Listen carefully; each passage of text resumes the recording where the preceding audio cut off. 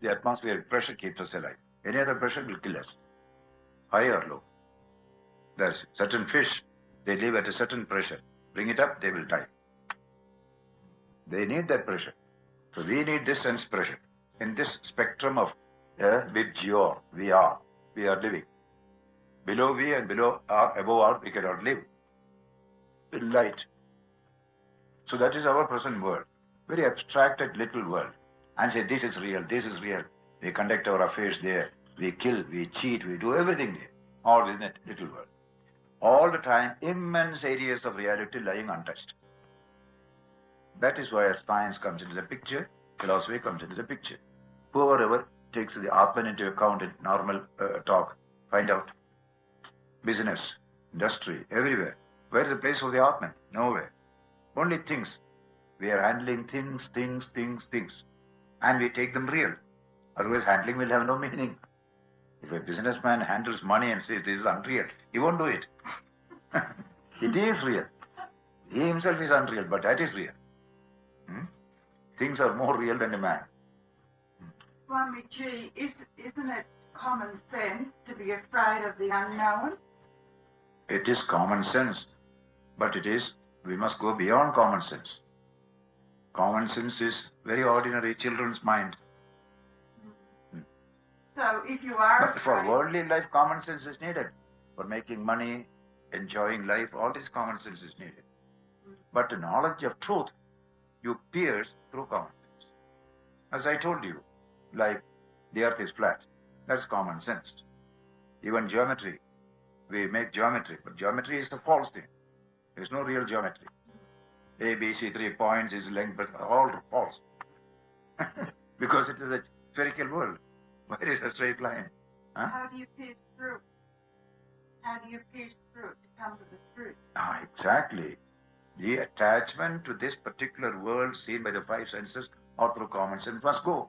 Attachment is the word. We are attached to it. It may be unreal, but I am attached to it. That must go. I will be attached only to what is real. That is a wonderful state of mind. A scientist must have it. A Vedantist must have it. I am prepared to wait. I want truth. I don't want this fancy. That's the idea. This geometry is a very interesting subject. How we study with great interest, Points A, B, C, this is long, these two like this and all that. And the whole thing is false.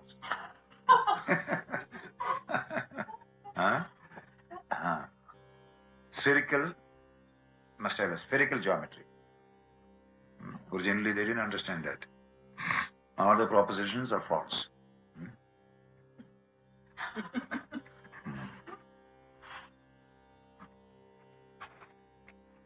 As the rope, whose nature is not really known, is imagined in the dark to be a snake, a water line, etc., so also is the Atman imagined in various ways.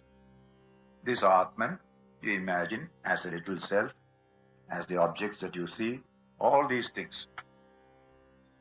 But the Atman is in its own nature. We don't know what it is. What is the cause of this Jiva idea? The limited individual self in me. What is the cause of that? Illustration. The Atman has been variously imagined as Jiva, Prana and so forth, because it is not known in its true nature. Pure essence, it is knowledge itself, quite distinct from such phenomenal characteristics, indicated by the relation of cause and effect. This is the unmistakable verdict of all the Upanishads, says Shankara. When the real nature of the rope is ascertained, all illusions about it disappear.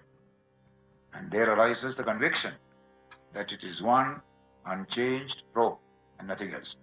Even so is the nature of the conviction regarding the Atman. The Atman is imagined in various forms. What are they? As prana. Atman is bioenergy. Energy, prana. And various endless objects. This is due to Maya of the luminous Atman itself, by which it is deluded. The Atman is deluded in you and me as a language. The Atman is deluded in you and me, who mistake all these things as real. Ramakrishna used exactly that expression. Caught up in the five elements, the Atman deludes himself. In this body, the Atman deludes himself. I am limited, I am this, I am that. That's why it's a hypnotic state. You must be dehypnotized from it. Like that sheep. It deludes that he is the sheep. Really it is the lion itself in the true sense of the term. If it is definitely a certainty, the Atman is verily one. There's only one infinite Atman in you, in me, in all. Vedanta is going to establish that. One infinite Atman in all. We imagine that it is separate in me, separate in you, separate in you. How could it imagine as endless objects like prana, etc.? It is thus explained. This is due to Maya, ignorance, inhering in the luminous Atman. As the illusion conjured up by the juggler makes the very clear sky appear covered with trees blooming with flowers and leaves. So does this luminous Atman become deluded, as it were, by his own Maya. My Maya cannot be easily got over, declares the Gita. Mama Maya Duratyaya. My Maya is difficult to cross, Arjuna tells in the Gita. God himself subjects himself to the Maya. That is you and I. And we struggle to get out of it. And when we have become free, the whole thing was like a joke. What was a tragedy becomes a comedy when you realize that you are free. When you experience life, it is a tragedy. When you know the truth of it, it becomes a comedy. There is a saying in English, life is tragedy to those who live and comedy to those who observe. When you live through, it is all tragedy.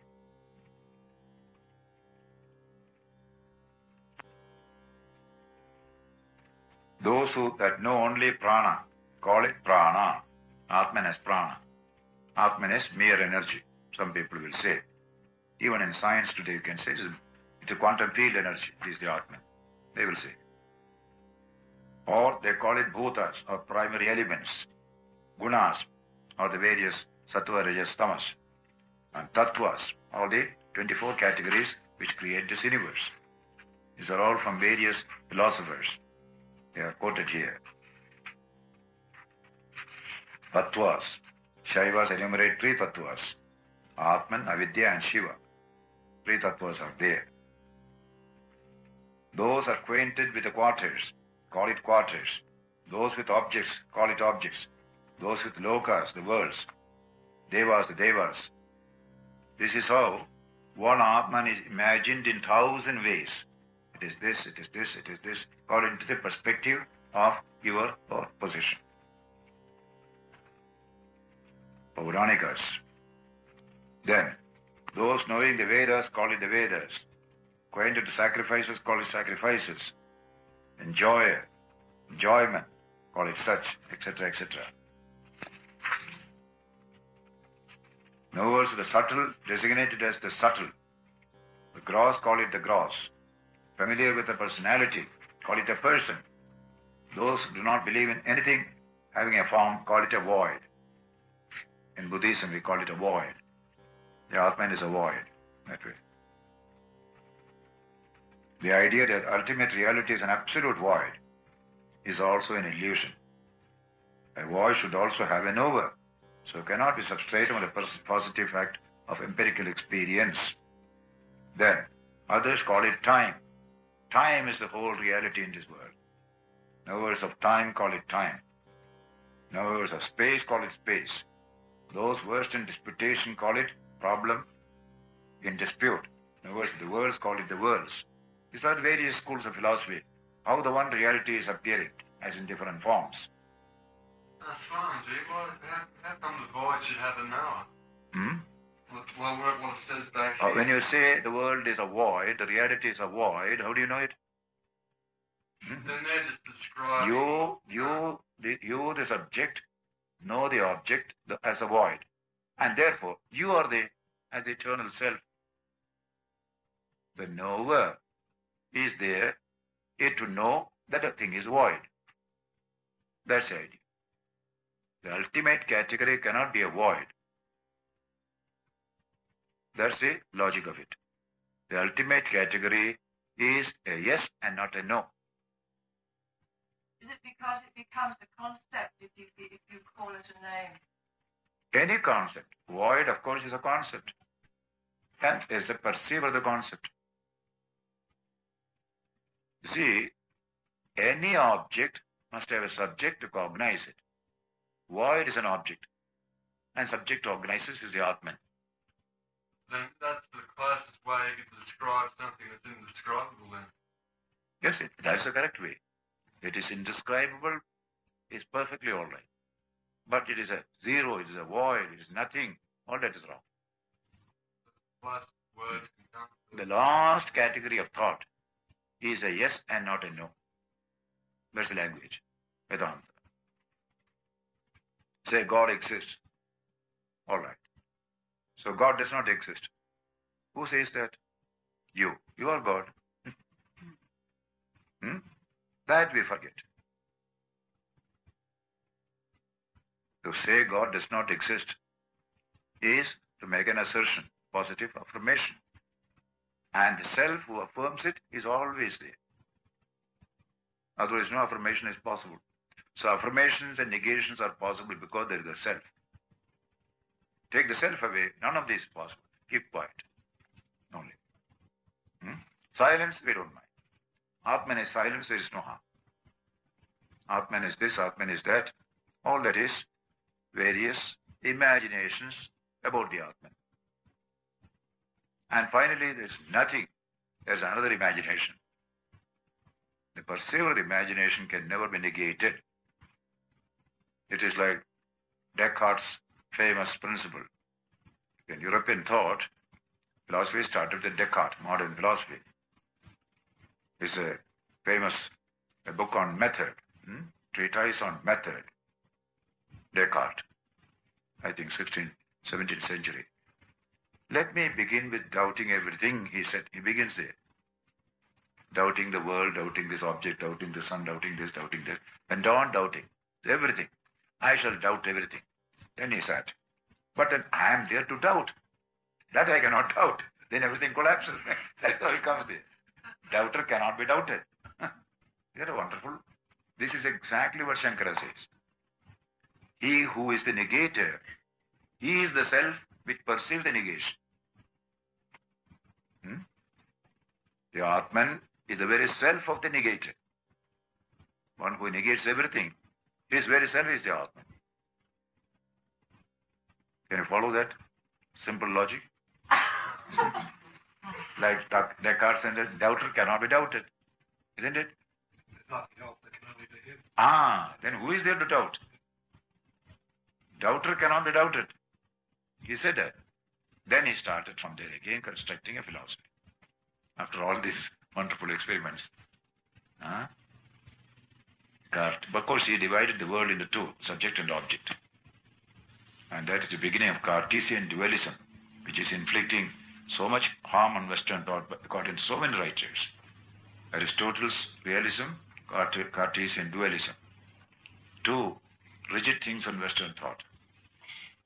Because Swami Ranganathananda says it should be the other way round. I am, therefore I think. Yeah.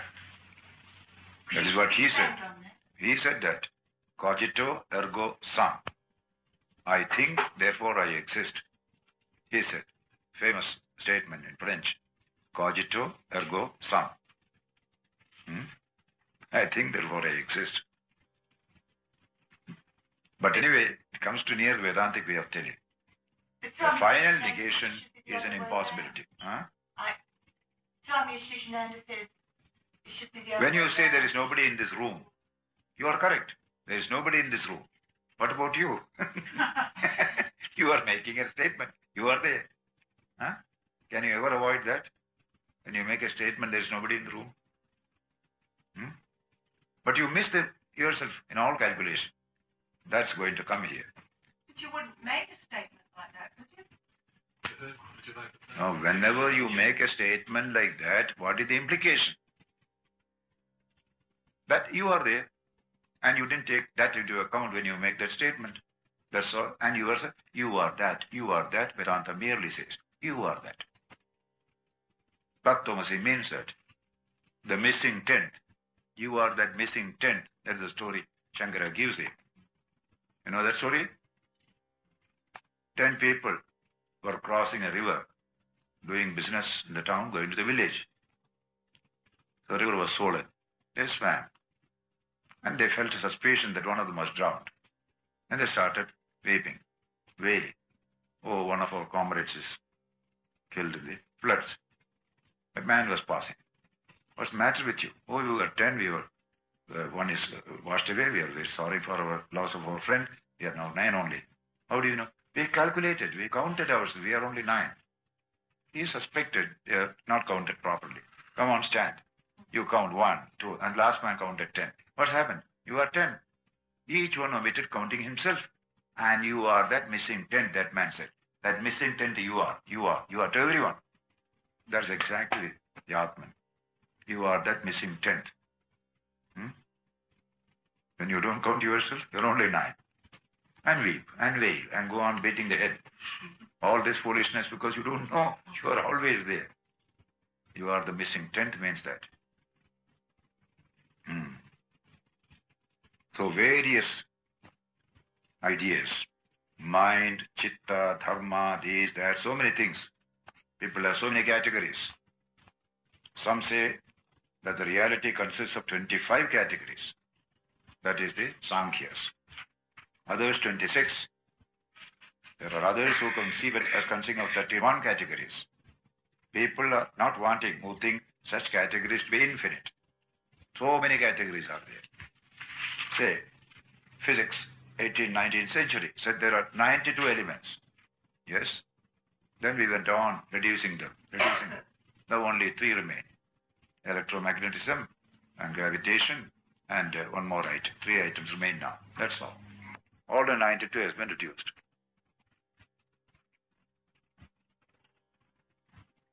The mutual contradictions among these different schools prove the fallacious character of their theories. Difference of opinion is due to ignorance of the nature of reality. Then only all these differences come. Those who know only pleasure, only to please others, call it such pleasure.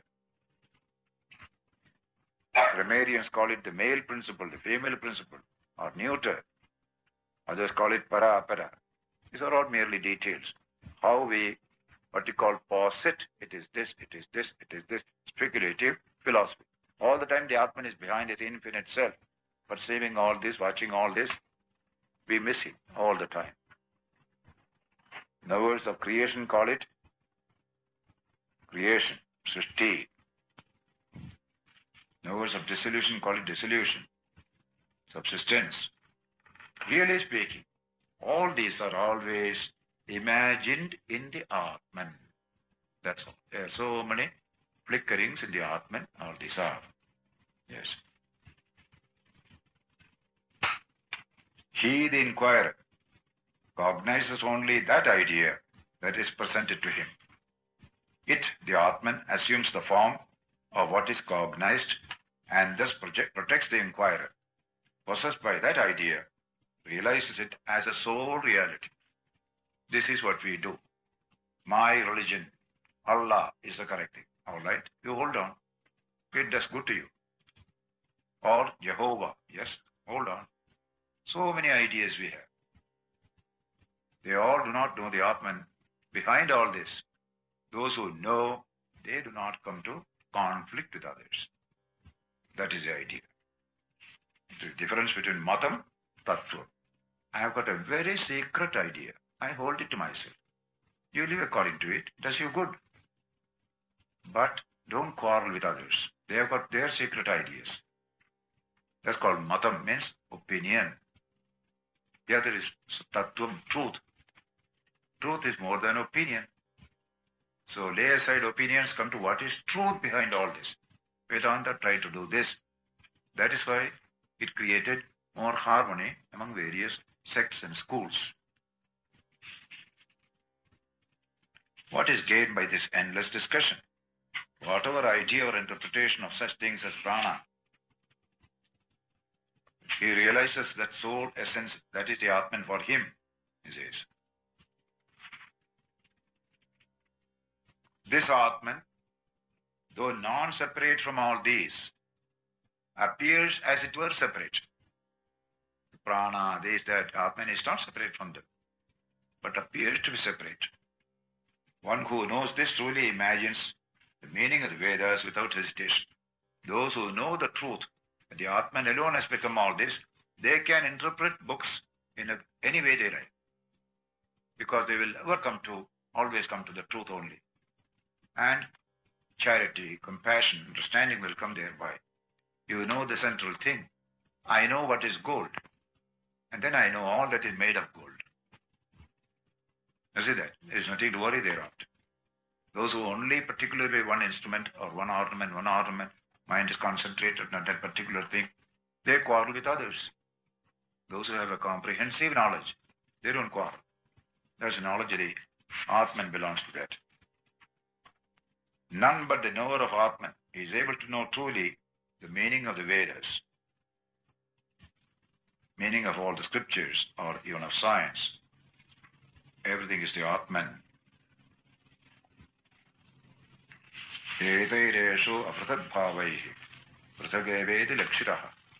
The Atman, which is non-separate from all this, is considered to be separate as this. But hold on, according to your own notion. That's what he said. Hold on to your notion. But don't project it, saying that you are wrong, this must be taken. The knower of the Atman will never do so. As our dreams and illusions are a castle in the air, seen in the sky, so is the universe viewed by the wise in the Vedanta. Considering the Atman, even in this atom you look at it, what is an electron? What is the proton? The essential mass of the whole atom is in the proton. You see that? 1,840 times heavy is the proton compared to the electron. But we deal with electrons all the time. Mass of the proton is entirely neglected. Now we are able to understand the proton is the essential core of the whole atom.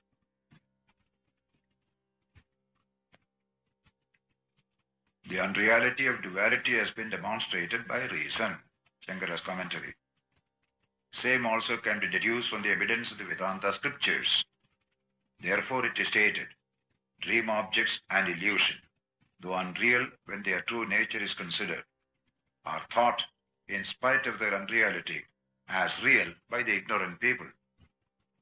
As an imaginary city in the sky, and look at the clouds, looks like a big city, filled with shops full of vendable articles, houses, palaces, villages, frequently frequented by men and women, though appearing real to us, is seen to vanish suddenly as dream and illusion, which are known to be unreal.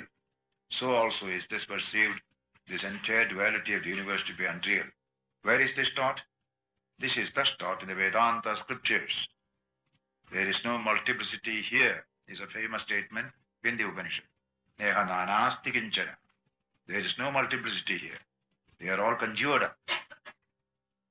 Thus today science can support it in this matter. I have said in that science, have you got a copy of Science and Religion there? Just one copy. I will give you two quotations from, one is from neurologist, the other from physicist. How they look at the world. You are attached to it, so you say this is this, this is this. They look through. This one is nothing. Absolutely emptiness. The world is mere emptiness. Matter is so little in this universe. Take, for example, an atom in the core. The whole thing is emptiness. So much infinite space and a little bit of particle in a corner within the atom itself. Just like the world. Intervening space is so enormous and matter here and there just very little. That is the knowledge of the world. And all this matter, what is that? A configuration of the space-time. A very interesting language. All matter in the world is nothing but configuration of space-time. And that's why curvature of space-time, Einstein introduced the concept. What is matter? Curvature of space-time. Whenever there is matter, space curves there. That's all the nature of matter. Curvature of space-time. The whole thing is against common sense. But that is science today. Cannot bring common sense into this picture. Two fine quotations, I will say. In his lecture in the Edinburgh University, Gifford Lectures, Sherrington. Mind, for anything perception can compass, goes therefore in our special world more ghostly than a ghost. Yes? Neurologist is writing this. Invisible, intangible, it is a thing not even of outline. It is not a thing. It remains without sensual verification. And it remains so forever. Mind cannot be verified by sensory experience. And for all time. A ghostly something. Yes. Then what is matter? Is it real? Come to Edinburgh. Again before lecture by Eddington. That was Eddington, this is Eddington. Great giants. In the world of physics, we watch a shadow graph. Remember the word. Shadow, as in dream. The sentence of the Upanishad comes here. Waking objects, dream objects, both are shadow graph. Dream objects are shadow we accept. We don't want to accept the waking, but waking also a shadow graph. We watch a shadow graph performance of the drama of familiar life. Shadow graph performance, the drama of familiar life. The shadow of my elbow rests on the shadow table as the shadow ink flows over the shadow paper. This is all Mandukya Upanishad. Who says this? Not Gaudapada, but Eddington.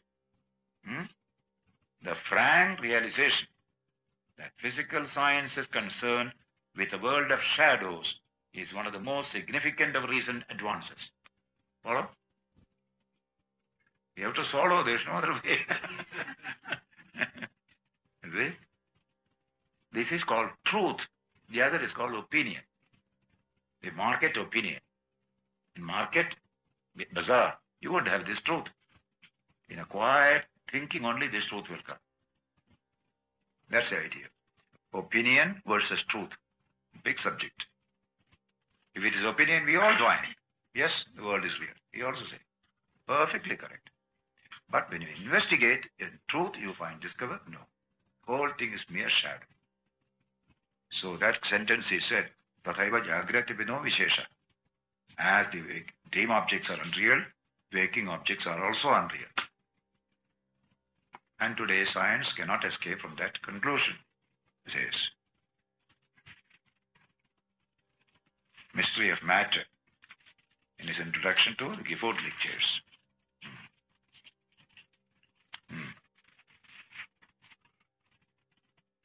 Then another article in a science journal of Siemens Science Journal, 1970 issue. Scarcely have we discovered the cosmos and are behind the moon when there awaits us a new universe, namely the full inside of nature, the kingdom of the soul. We want to discover what is that seer, the observer, the self, as it was previously called, the dimension of depth, that inside there is also another universe. As Goethe said, actually a multiverse, the perspective of our modern world which nowhere shows the world, but worlds, situations, anthropologies, fragments, aspects in upheaval. Everything in this grandiose, hectic, and also moving panorama of the ending second millennium of this century points to the conclusion that we are in the middle of a second enlightenment. That is the suggestion. With regard to the world, we have high enlightenment. And we have reduced ourselves to zero in that knowledge. Man has been devalued in our civilization. Things are important, not man. That is civilization. Find out. Even in a room, there is more baggage than human beings can move there. That was not so in the olden days. House is meant for man, not for furniture. Today is meant for furniture, not for you. So man has been devalued. He sells himself for $5. He murders a man for $1. What does it show? He has reduced himself to that level. This is the nature of the world. Now a new enlightenment is going to come. We shall realize our own true nature. Infinite. What is this compared to that? But is this real? This is the real of all reals. Now, Vedanta uses a wonderful expression that will satisfy you. The world is real. That's the language in the Upanishads. And the Atman is the real of the real. That's the language. Pranavai satyam. Tesham esha satyam. These pranas, energies are true. The Atman is the truth of that truth. So satyasya satyam. Truth of truth. Not truth of error. Truth of truth. That's how they presented this subject. Kapra quoted that in his book.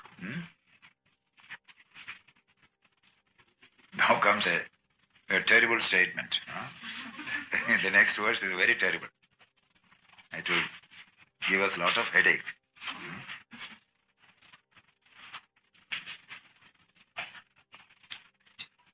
Then, it takes on in the Shankara's commentary, page 116.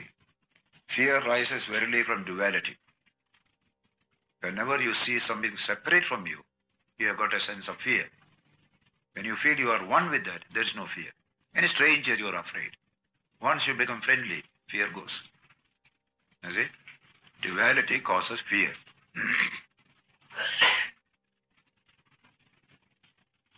That duality does never exist. When all this has become the Atman, then who can see whom and by what? The Smriti of Vyasa also supports this view. This duality of the universe, perceived by the wise like a hole seen in darkness in the ground, is unstable, like the bubbles that appear in rainwater. That's the language. Always undergoing destruction, ever devoid of bliss, ceasing to exist after dissolution. That's what about bubbles. Only this time when I was coming, they asked me, do you want soda? I don't want all this. They wanted to give me some, this Coca-Cola and all. I said, I don't like. But what? Soda? Oh, yes, give me a glass of soda. So he gave. And I poured. And I was watching these bubbles coming up. I was simply fascinated coming up. Yes. Joining two together goes. And that's the word. Imagine that. If you go deep into the nature of the world, it is just like that. Bubble. Huh? Like the world is all just froth and bubble. Froth and bubble. Nalini dalagata sailam taralam tadvat jivitam atishya chapalam. Take a lotus leaf, put some water on it. You'll find a little bubble of water in one. Just like a pearl, shaking, and then going up. And never touches the leaf also. Just going on like that. Life is like that, says Shankaracharya. Bubble. All this may create pessimism. No, truth never creates pessimism. It's not a swinging from optimism to pessimism. When England was rich, she was optimistic. Today she has become pessimistic. But Vedanta is neither optimism nor pessimism. Now the truth. Live according to truth. If it is true, I shall live according to it. That's Vedanta.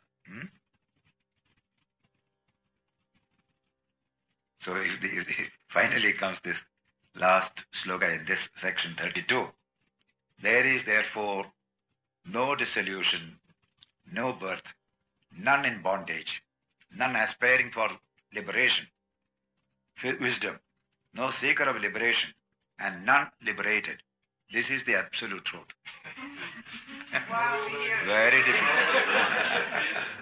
Very difficult to digest. So many scholars have found it undigestible. What is that? Nanirodho, Narotpati. I really quoted this one. What is the truth? The Atman is. That's the truth. The quantum energy is. The field is. That's the truth. Rest is all imagination. But difficult to digest truth. Truth cannot be easily digested. No? Is that why Zen is so helpful? Because in different aspects it teaches you this isness. That's exactly the Zen also. Yeah. See, in all these higher philosophies, you get this idea. You see, in the Ashtavaka Gita, you write one sentence there. That you are practicing meditation is your bondage, he says. What is there to meditate? You are the Atman. Fools only meditate, he says. What a dangerous doctrine. So I'm telling, truth is like a corrosive substance. It corrodes. Corrodes what? Corrosive materials it will corrode. What cannot be corroded cannot be corroded. That is the truth. Very corrosive substance it is. So that you sit in meditation is your bondage, number one. Another sentence comes there. Until you forget all that you have learned from your gurus, be he Brahma, Shiva or Vishnu, you will never get peace of mind. It's a dangerous doctrine, isn't it? Haroyat upadeshtate, Hari kamalajo piva. Let your guru be Hari, Hara or Brahma. Until you forget all that they taught, you will never get peace of mind. It's all strong stuff for weak stomachs. Huh? But this is just the truth. But then, we have to divert it to our level. That is a plenty is there. That is done. This is the supreme truth. You can digest it well and good. Otherwise, dilute it. But when you feed babies with milk, what do you do? Dilute it. It cannot digest fresh milk. Give it diluted, there's no harm. Those who can stand it, let them stand it. So this 32, verse 32 is famous. And some of the philosophers, those who interpret this, they come to this, they find it difficult. Then he will say, in English sentence, the philosophy that says that an unreal jiva strives for unreal salvation is an unreal thing like that, is itself an unreal philosophy. One sentence. In other Krishnas, you will find book. Not knowing what exactly is the statement. The Atman has no need for meditation, isn't it? The Atman has no need to strive. And we are that Atman. Only thing is we don't know. All right, if you don't know, you shall follow some of these methods. That he will say later on. All these are taught only for those who do not understand his truth, so that they may slowly understand it through various easy methods. Just like you start modern geometry. And in the end you will say the whole thing is false. Higher mathematics will say, all this is false. But don't say that in the beginning. Then you don't start anything at all. Today we exactly do all these things. We start with a proposition. In the end you say the whole thing is false. In Panini's grammar, let this be this. He begins. In the last sutra he says, therefore, all that is said is false. This is this. Assuming this to be true, like this it will come. Like that you will find higher thinking is like that. The world is round is a truth. But we start with the world is flat. In the end you will say it is all false. So at the right time the teaching should come. Then the child is not what you call bewildered. The beginning if you give is all bewildered. And today's mathematics is exactly that. First we had Euclidean, then Riemannian, all this. In today's science you will find all this. This verse sums up the meaning of the chapter. This whole universe is just the Atman alone. There is no coming, there is no going, there is no causality, there is nothing. Take away the human spectacle and see, everything is the Atman. The Atman has no bondage, he has no liberation. What does he do for that? That is it. When duality is perceived to be illusory, the Atman alone is known as the sole reality. Then it is clearly established that all our experiences, ordinary or religious, verily pertain to the domain of ignorance. When you don't know this Atman as it is, then all these sacrifices, ceremonials, politics, economics, all these continue. Then one perceives that there is no dissolution or destruction from the standpoint of reality. No birth or creation or coming into existence. No one in bondage, namely no worldly being, no pupillage, no one adopting means to attain liberation as a student, no seeker after liberation, no one free from bondage. Bondage does not exist. The ultimate truth is that the stage of bondage cannot exist in the absence of creation and destruction. How can it be said there is neither creation nor destruction? It is thus replied, there is no duality at any time. Yesterday, today, tomorrow, it is all the Atman. Swami Ranganathananda's book is entitled, The Atman Alone Abides, isn't it? That little book, The Atman Alone Abides. Ranganathananda is a Dutchman from Haarlem. The absence of duality is indicated by such passages as, when duality appears to exist, one who appears to see multiplicity. All this is verily Atman. Atman is one and without a second. All that exists is verily the Atman. Birth or death can be predicated only of that which exists, never of what does not exist, such as the horns of a hare. That which is non-dual, Advaita, can never be said to be born or destroyed. What is there to produce it or to destroy it? The Atman alone is. That it should be non-dual, same time subject to birth and death, is a contradiction. It has already been said that our dual experience, characterized by the activities of prana, is a mere illusion, having Atman as a substratum. Says, duality being non-different from mental, subjective imagination, cannot have a beginning or an end. Duality is not perceived when one's mental activities are controlled, as in samadhi or in deep sleep. There is no duality. Therefore, it is established that duality is a mere illusion of the mind. Hence, it is well said, the ultimate reality is the absence of destruction, etc., on account of non-existence of duality. This is the famous verse of this chapter. Scriptures serve a negative purpose. They helped to remove all attributes which are ideations of the mind associated with the Atman. This Atman is imagined both as unreal objects that are perceived as the non-duality. The objects are imagined in the non-duality itself. Therefore, non-duality alone is the highest state.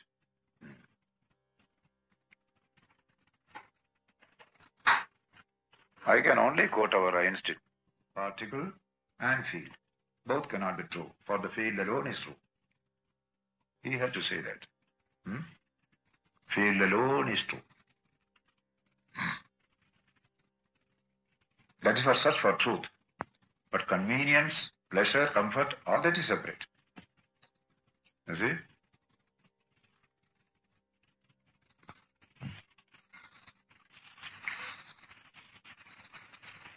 The highest teaching of Vedanta is the last note on page 125. Is that Brahman alone is real. What are known as bhavas or multiple phenomena are nothing but Brahman. As the snake is identical with the rope, from the standpoint of knowledge. When one perceives the snake as other than the rope, he is afraid. This fear is based on ignorance. When one finds the objects as separate from the Atman, he feels attached to or disgusted with them and suffers accordingly. But the highest bliss is realized when one finds everything in Brahman. From the standpoint of truth, prapancha, or the phenomenal universe,